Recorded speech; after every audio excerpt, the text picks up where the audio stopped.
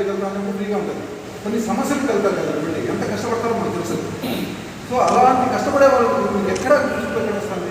కనీసము మీకు గవర్నమెంట్ కొన్ని ఇస్తుంది, కానీ గణేష్ని చూస్తున్నాను ఏమైందంటే చిన్న వాళ్ళ హెల్త్ ఇష్యూస్ ఉంటే ఎంత కష్టపడుతున్నా అంటే కనీసం రావడానికి కూడా చాలా ఇబ్బంది మాకు.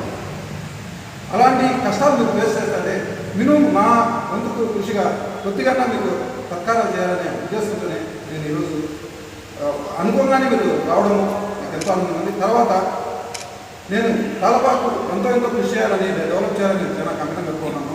దానికి ఈ మధ్యనే గట్టిగా కృషి చేస్తే మన వెంకటేశ్వర ఆలయం ఓపెన్ అయింది. ఒక చిన్న ఆలయం ఓపెన్ అయిగానే ఎంతమంది భక్తాదులు వస్తున్నారో తెలుస్తుంది.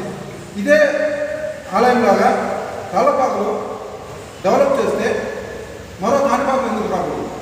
దీనికి ఎంతైనా మీ కృషి ఉన్నారు. నాకు కాదు, నా ఉద్దేశంలో మీరు నా స్వార్థంలో కొద్దిగా ఏ స్వార్థం అంటే మా కాలపాకు అభివృద్ధి చెందాలంటే మీరు కూరుకుంటే కానీ కాలపాకు అభివృద్ధి కాదు.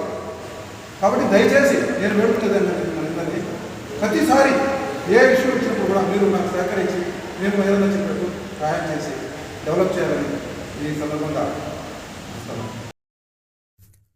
కడప జిల్లాలోని మరిన్ని వార్తా విశేషాల అప్డేట్స్ కోసం మా SCN న్యూస్ ఛానల్ను తప్పకుండా చూడండి.